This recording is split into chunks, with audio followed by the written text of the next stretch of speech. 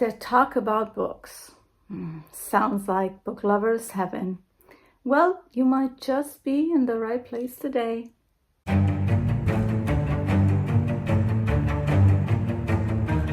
Hello book lovers, welcome to Uncommon Reader. I'm Daniela and today I'm going to share my 10 favorites books that talk about books. I know there are many more, so I welcome you to share your favorite books that talk about books in the comments so I can read those too. Let's start with The Paris Bookseller by Kerry Maher. This is the beautiful story of Sylvia Beach, who was the founder of the first Shakespearean company in Paris. She founded it in 1919 after she was visiting Paris, and actually she was dwelling with the idea of opening a French bookstore in New York. But when she met Adrienne Monnier, who owned a bookstore in the Latin Quarter, she decided to settle in Paris and open an English bookstore in the Latin Quarter so she could be really close to Adrienne as well. And quickly that bookstore became the hot spot for artists such as Hemingway, Ezra Pound, Gertrude Stein, and even James Joyce, for whom Sylvia had such a great admiration. They became close friends, and Sylvia decided to be the first one to publish his Ulysses because other publishers had refused to publish the book. Also, he wasn't finished with the book, so we hear a lot about him trying to change words at the last minutes on the book that drove people mad. And because of her admiration for Joyce, I think she was way too generous with him because she was also sponsoring his lifestyle. So you end up sort of taking part in this matter, and I definitely don't think I'm going to be reading Ulysses anytime soon. And by the way, if you are a collector, I noticed there is an original copy published by Shakespeare & Company of that Ulysses. That is a signed copy going for $300,000 online. Can you believe it? Crazy. But anyway, besides her relationship with James Joyce, we follow her love story with Adrienne and also her big success with the bookstore.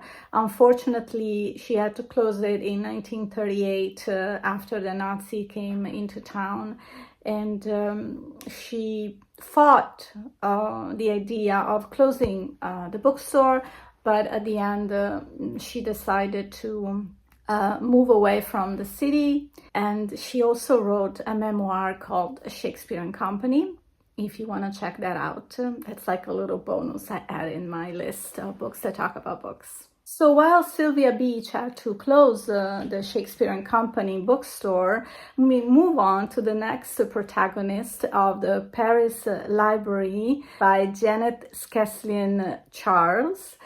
And her protagonist, Odile, is a young woman who has a dream, which is to work at the American Library in Paris. And she makes that dream come true. But the times were very difficult times. We are during the Nazi occupation in 1939, and at the library, the atmosphere is very somber. Their Jewish patrons could not visit the library. So the team of the library were trying to bring those books they wanted to rent at their locations where they were hiding. So basically they were risking their lives every time they were going out for running these errands. So we follow the dramatic days of the Nazi occupation and how at the American Library they also saved a lot of books because they knew the Germans were going to come to look for those banned books, and they have acted before and collect those books and hid them so they could not reach for them. So this book is definitely a testimony of the resistance during the war. And I would definitely consider this to be a really great historic novel. Moving on to The Last Bookshop in London by Madeline Martin. This book is inspired by the Blitz that happened during the Second World War in London and the few bookshops to survive that. And our protagonist is called Grace, who's a young girl that lives with her uncle and aunt after she became an orphan. And they sort of take advantage of her. She works at their shop and she doesn't get a salary. So she's a bit tired of that situation, also without any affection from her family, and she decides to move to London, even if it's during the war. One of her mother's friends is welcoming her to live with her, so she finally makes a move and moves to London that she always dreamed of. But the situation is quite dangerous again because London is undergoing a lot of bombing. Still, she manages to find a job in a very little rundown bookstore, and the owner of the bookstore is also an old guy, and he doesn't put a lot of effort into making the bookstore pleasant, and it's very chaotic and dirty. But she's up for the challenge, so she starts working there, and she sort of starting to organize the books and the shelves and clean it up. And the owner looks at her like, she's doing too much. I mean, why can't she just, sit and wait for customers to get in? But little by little, he starts to soften towards her. And in fact, later on, it's going to be a very important relationship that we'll have. And while she's there, she picks up reading finally. So she finds out how magical books can be, and especially in times of war. She really is good at supporting people that come in times where books weren't even affordable because there was such poverty and not enough money even to buy food to put on the table. That little rundown, not anymore, bookstore becomes sort of like a point of reference for the people that live around there, and also kind of a supportive group because Grace decides to, in the evenings, have a book club, probably just one evening a week, but people that live there would go and hear her read books. So it was kind of like a time also in a space where the community could come together and give each other strength during those hard times. And being inspired by the true events of the bombing of the Blitz that happened in London. Again, another beautiful historic novel that tells you how powerful books can be in uniting people and giving them hope. So enough about World War II, but we're still in London in the 50s with Bloomsbury Girls by Natalie Jenner. We're at the Bloomsbury Books, which is a bookshop run completely by men.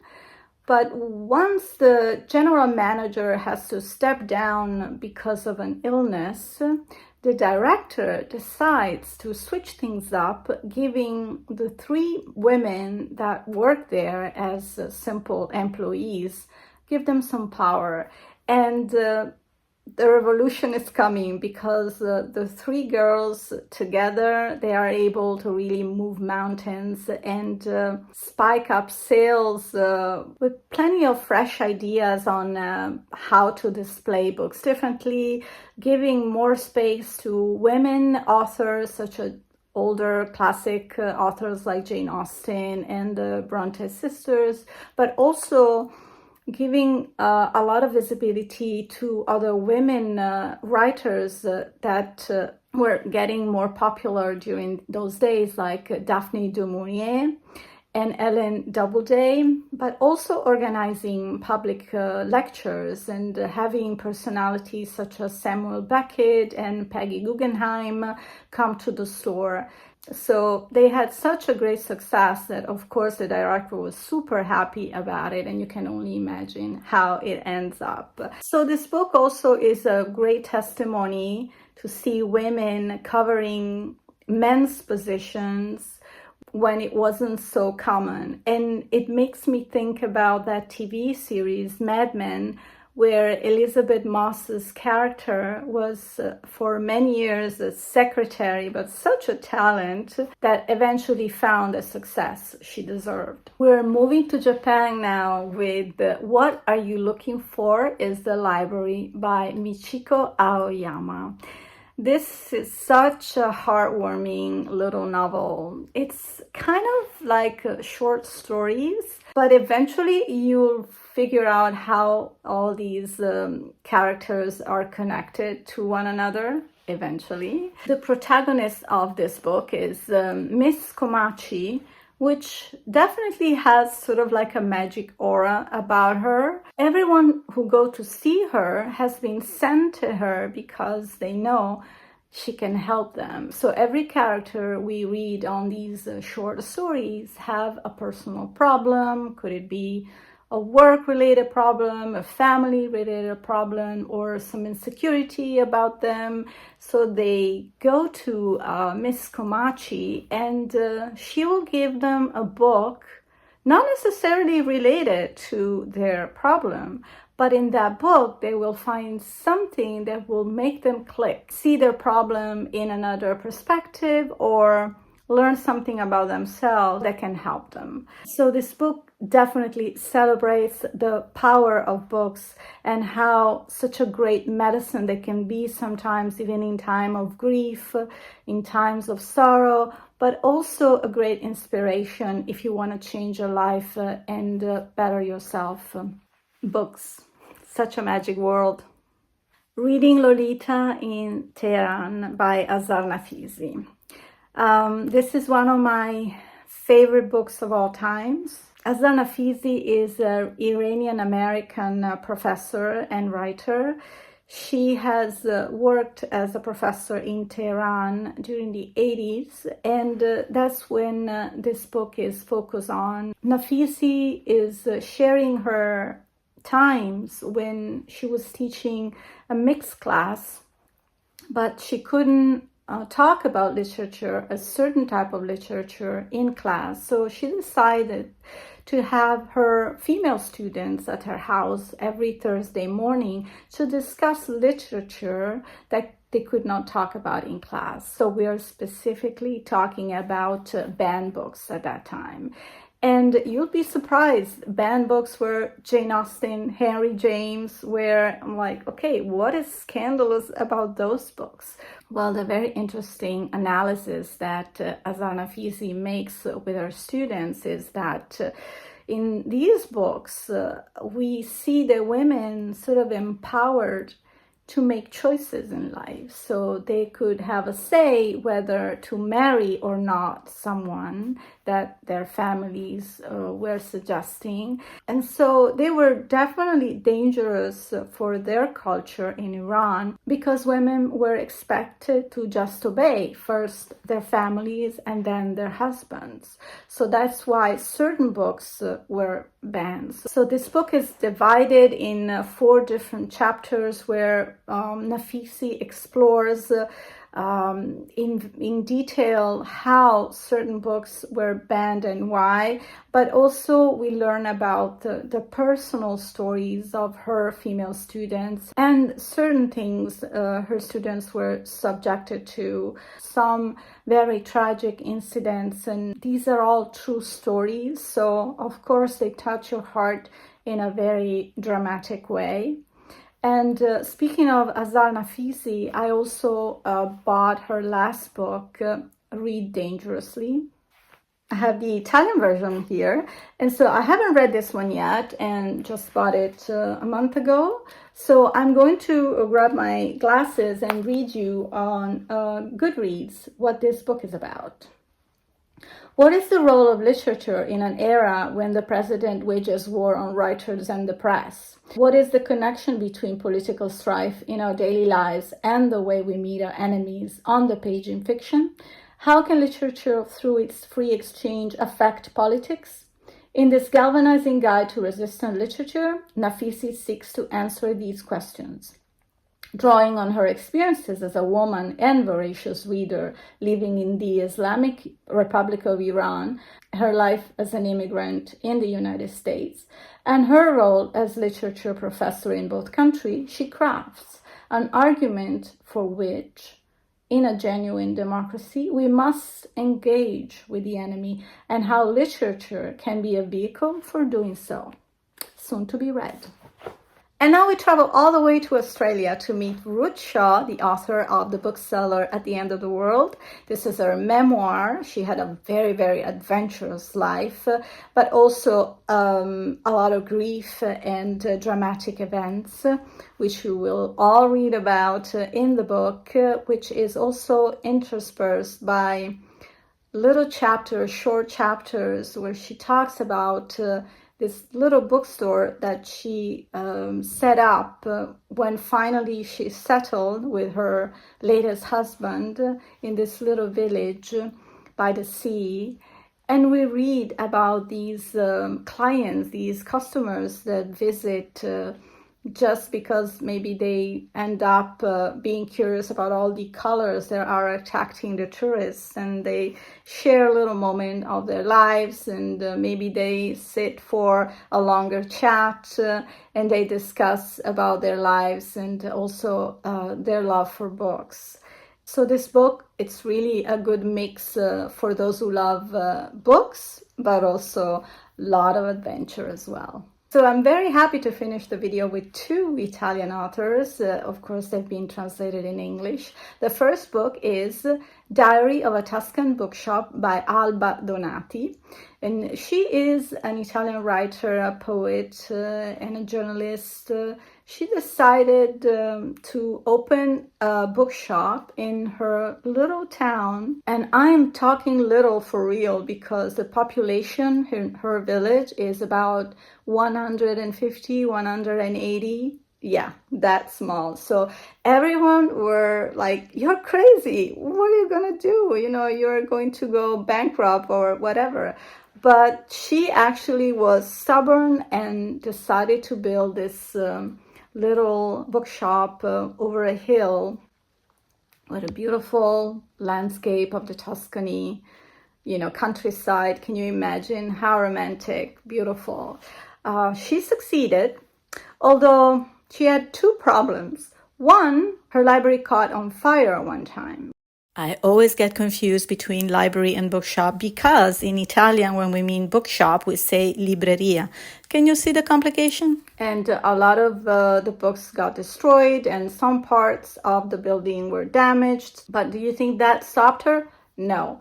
She decided to do a crowdfunding online, and through the help of the community and the village, she managed to put the store up together. What happened next? COVID.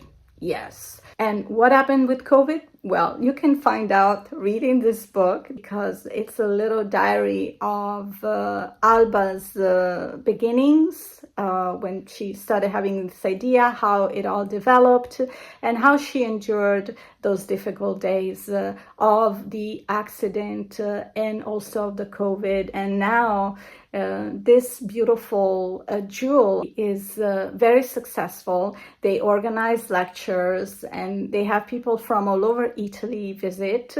And I haven't gone yet, but definitely it's on my bucket list to visit her store, which is called in English the Bookstore Over the Pen. Isn't that a cute name? It's La Libreria Sopra la Penna. That's the Italian name. Very cute. And now, last but not least, definitely not least, Why Read the Classics by Italo Calvino, which is definitely my favorite Italian writer. This is a posthumous work containing 36 literary short essays explaining to us why we should read the classics. But Calvino does it in a way where makes you feel definitely not guilty if you don't want to read certain classics, and giving you advice on how to approach certain classics, and giving you some background on what the author's culture and lifestyle were, social and the political aspects of the times when they lived, and how that influenced their writing, and not only the subjects but also the style.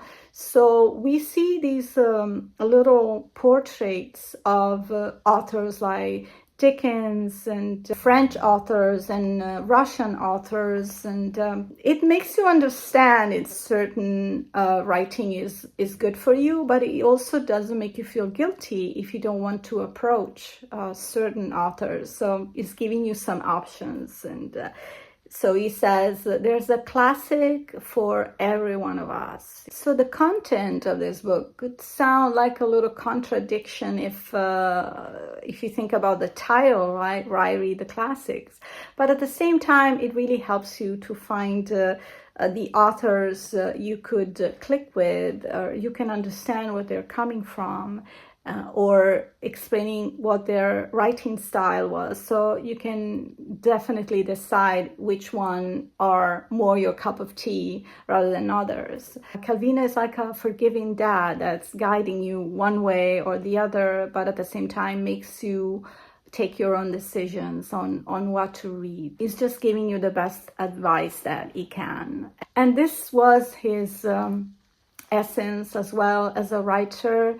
He had that pure soul, the way of looking at things with the eyes of a child, very playful, but also very profound. He was a believer that lightness, it's such an important quality, and that stuck in my mind because it needs to be, when I talk about a heavy book needs to be balanced with some lightness. That doesn't take away from the gravity of the drama, but at the same time, you need to have that sparkle of hope, something to make dramatic things a bit, lighter, so you can hold on to them and keep on going. So this is something that really stuck with me, and it doesn't mean being superficial when you're light.